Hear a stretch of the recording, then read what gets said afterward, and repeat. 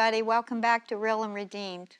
Glad you tuned in, and if this is your first time, we're even more glad. Today, we're going to talk about relationships. Primarily relationships with women, because that is something that we have learned that we did not know, and that's really what this whole thing is about. So, Heather? Yeah. Talk it away, girl. Yeah, so relationships. You have relationships with family, relationships with friends, relationships with coworkers, and then relationships with other women in the church. And some of these can fit multiple, you can have someone that's in your family that you also go to church with, or, mixing it up.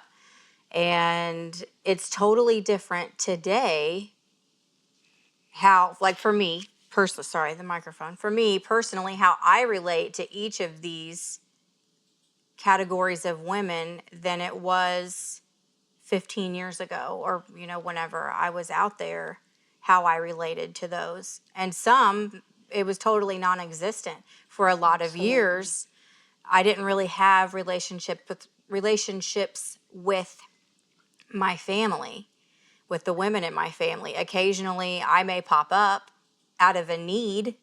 I needed something, so I might show my face. I need some money. I need a place to crash for the night. I need to slide through and take a shower. I need to use the phone. I need to whatever. I need. And then I'm out. As far as relationships with women in the church, that was totally non-existent because I wasn't going for a very long time. If there was one, it would just be like some random by chance meeting, but I wouldn't have known who they were. As far as friends, I didn't have those. I had acquaintances that I partied with when it was convenient for me. Or they agreed with you and gave you what you wanted. Oh, yeah. For sure. Definitely. But even like that was few and far between, and you kept it a distance because, like I talked about in the last episode or the first episode. By the way, can you believe we're at episode 3 of Real and Redeemed? This is crazy. But somewhere along the line, I mentioned that women lack intimacy in their relationships. And one of the reasons is because you want to keep someone at bay so that you can sit here comfortably in whatever sin that you're in without anyone noticing and, calling you out, or their presence making you uncomfortable or whatever. So when I was really lost, that was the thing. Like I would have a friend, acquaintance, whatever, and we would do so much together over here. But when it came to the nighttime hours or, whatever, trust and believe, you're not going to be anywhere around to see what I'm doing or who I'm doing. I need you to mind your business, especially when it comes to who I'm getting my stuff from, because I don't need anybody else sliding through there and taking what's mine, So relationships were just really ugly and messy back then. And you had said when we opened about being able to look at a woman and see the beautiful things about them. Yeah. And I couldn't do that back then, because if I were to look at somebody to make myself feel better, I would pick you apart. There might occasionally be a thing, that I would throw out that I liked about you or whatever. But for a long time, it was more of, I need to make myself feel better. So and I wouldn't say anything, but in my mind, as I'm looking at you, I'm dressing you down. I'm making you less than you are because I'm so broken that I need that. You have to agree with me, okay? If you're not doing what I'm doing and you're not thinking how I'm thinking, then I didn't want anything to do with you. And it's so funny. What a difference to seek out today, to seek out women that won't buy my stuff. When I'm off track today, what I want is I'll talk to Heather because Heather will put me back on track, and many other women in my life. And that's what I seek out. Did you ever think that you would be seeking No, that? no, Yeah, we don't want never. corrected. We don't want women friends. That was the honest truth, because really you had nothing to offer me. I mean, seriously. I would party with you. If you were better looking than me, that really pushed you out of my circle. If you didn't buy my all of my badness and wrongness, you were out of my circle. You know, I'll tell you, this is just an example. Years ago, when I worked in the emergency room, we would get assigned places.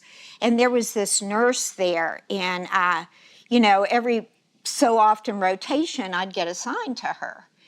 And it was always a bummer, like who was going to be with her that day, because she was a woman of God. And the whole shift, when we weren't busy, she's talking about, hey, do you know the Lord? And oh gosh, let me tell you what the Holy Spirit told me. And you just, you know, back then, seriously, and then you'd go to the bathroom and talk to the other people. They're like, oh, you're stuck with her today. Yeah, what a bummer. We all took our turns of torture. When I got a relationship with God, I can't even tell you how many times I've thought about her in a marvelous way, in the sense of her courage.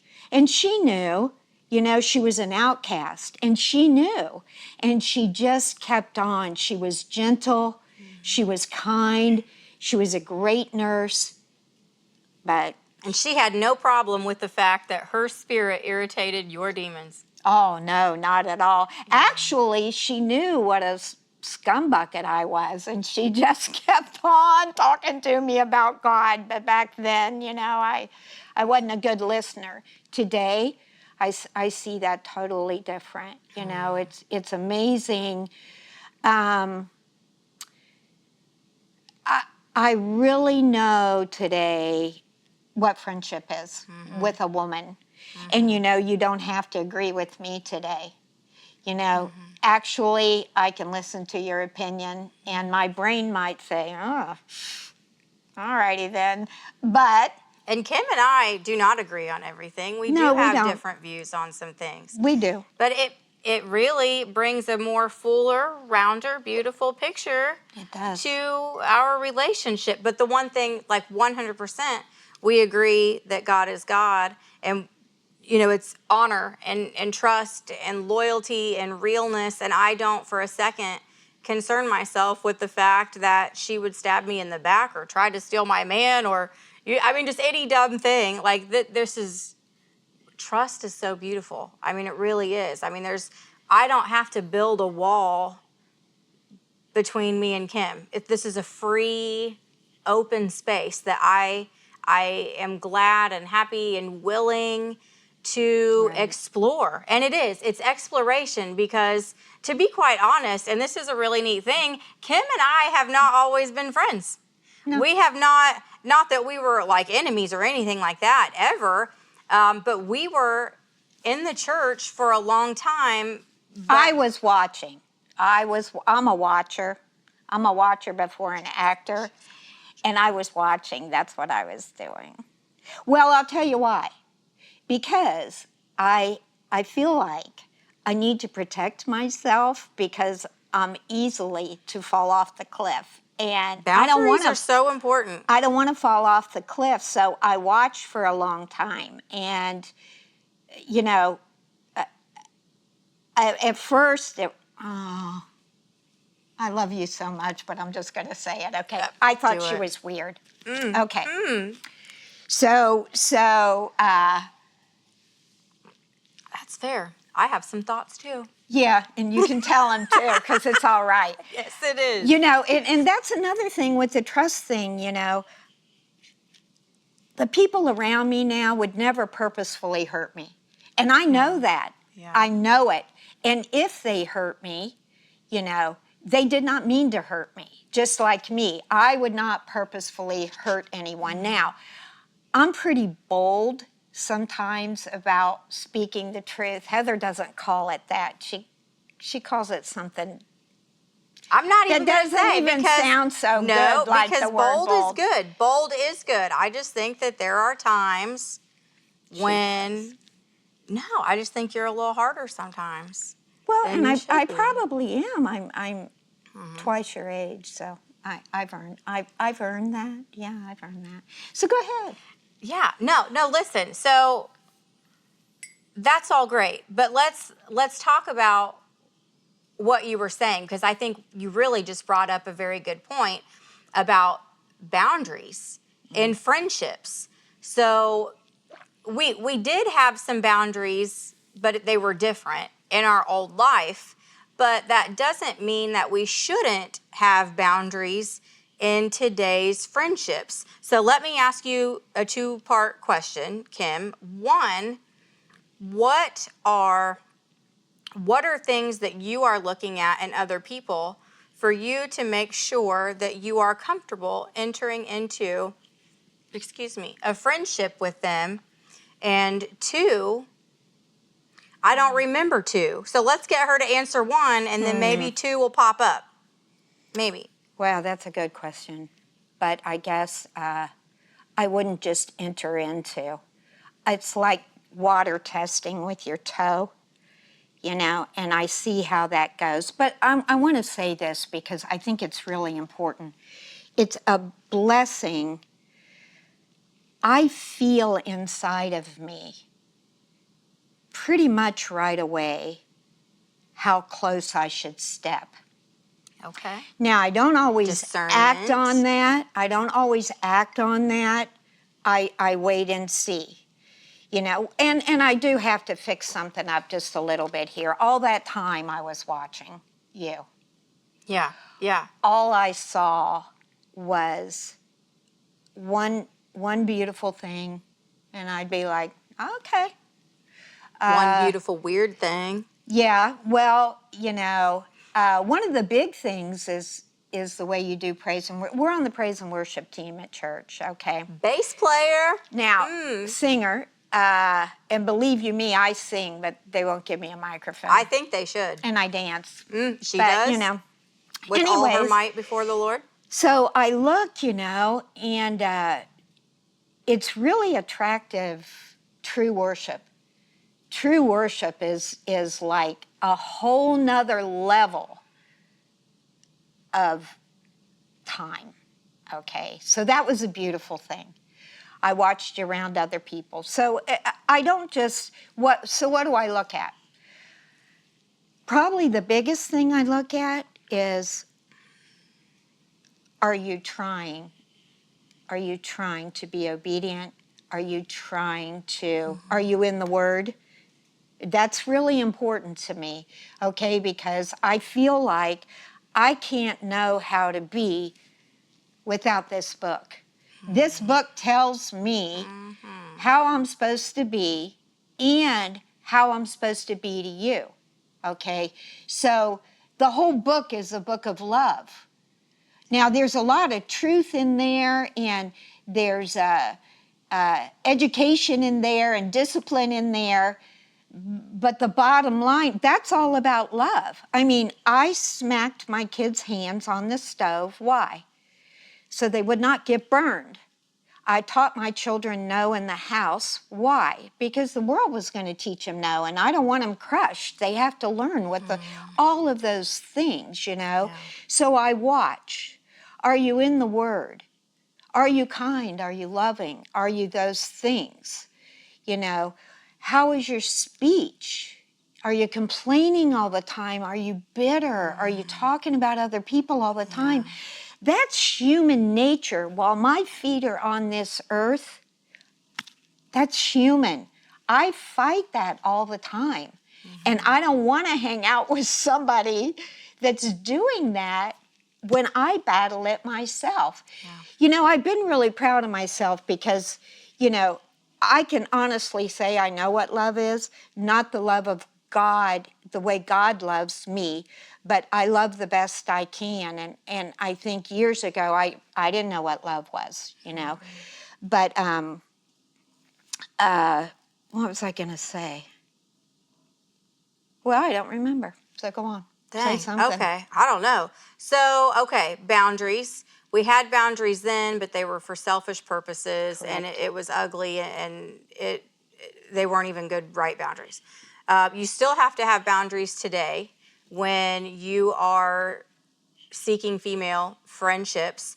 Other things, as far like as boundaries go, is you will find other females in your life who drain, drain, drain, drain, drain. They need you, they need you, they need you. And as Christian women, it's your heart to pour out.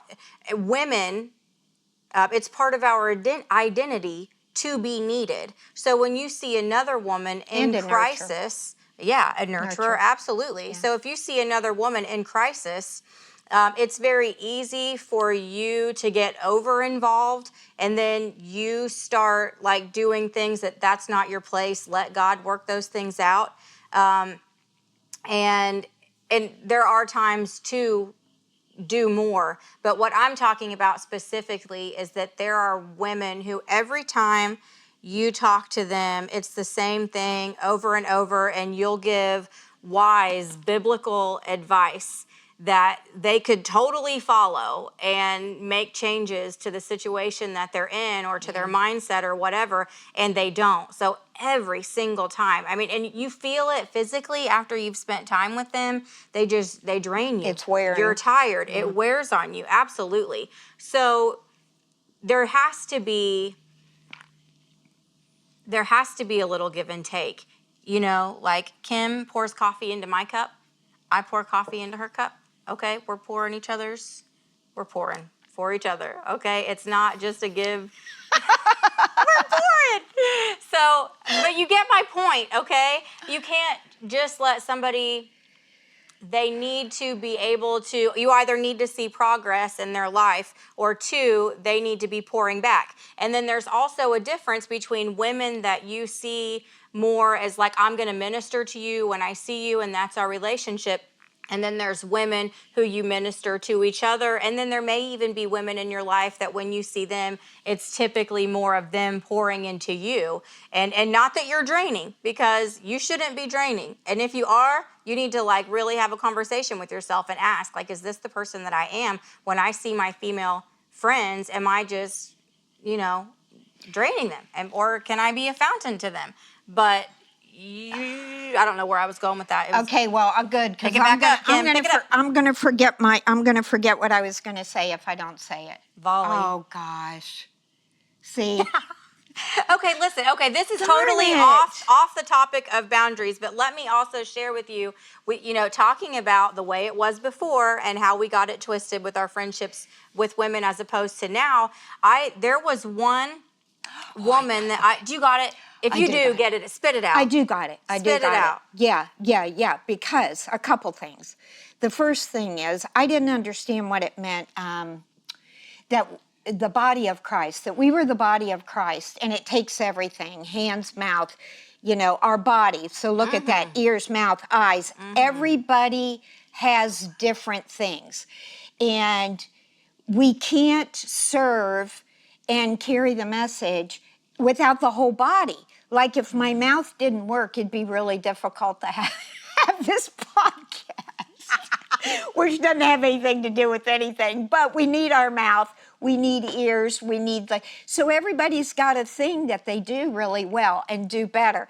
Like Heather does so many things that I can't. I wasn't even on Facebook when we started all this, really, okay? So I can't even move, something from the Real and Redeemed site to my house. What do you call that? Her profile, yeah, her personal profile. Right. She is struggling to take a post that I put on the Real and Redeemed page, and she wants to take it and share it to her own personal profile. So she and I are going to sit down and we're going to have a little Kim class, and I'm going to walk her through those things.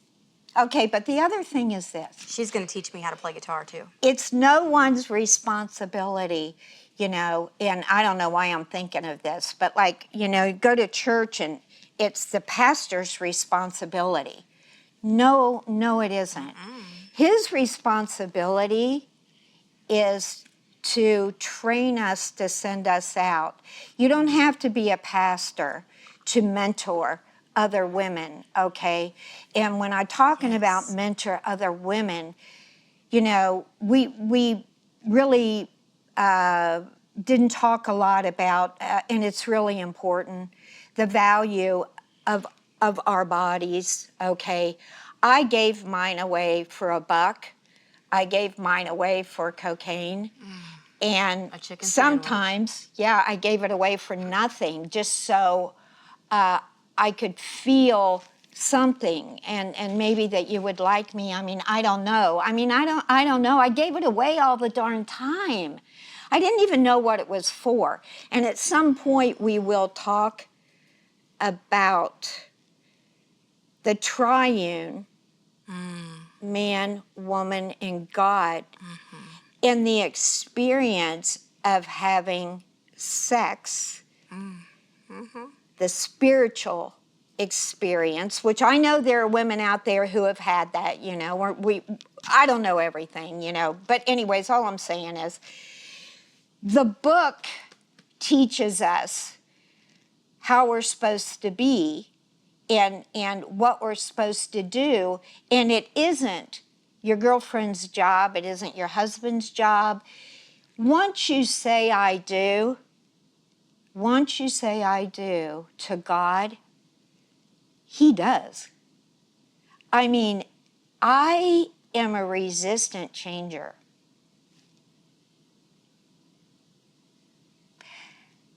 He has changed me. If there's anything good about me, it's because He did it. I mean, who I am today blows my mind, really. Yeah, same. Because Same. my brain, I mean, I got people, oh, look, see, movie stars, microphone's falling. Lord help her. Yeah, I know, I'm a mess.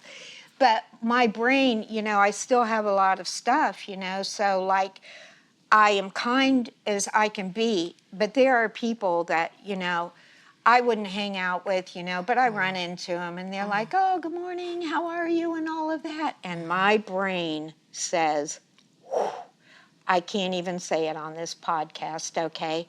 But you know what? Out of my mouth comes, I'm fine. Hey, how are you? You look nice today. And then I'm just like, oh my God, that's me. I said that. You know? Oh, it's crazy. All right. Awesome. So, okay, going back to what I was going to throw out a little bit ago. Hey, he said to ignore the timer. If it gets to 0 and we want to keep going, let's keep going. Because this, I think, is really important. Going back to the old female relationships, part of the way that I had it twisted, and I remember specifically this one girl I had met at work. We were serving tables together and we started hanging out and doing dope after work, and I fell in love with her. There was something about her. She was beautiful, she was sweet, she was loving, she was funny.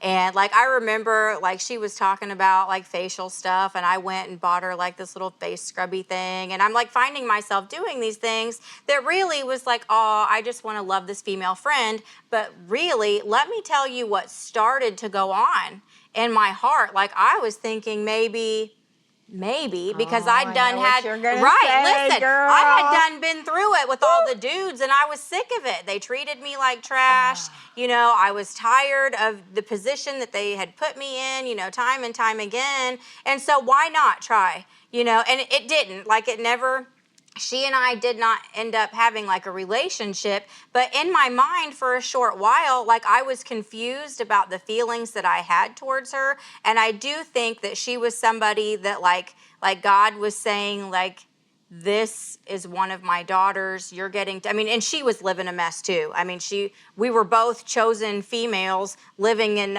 unchosen, unholy life, waiting for God to call us out. And, you know, we bumped into each other in the middle of our mess. And I got it twisted in my mind that just maybe I needed to start seeking a lesbian relationship.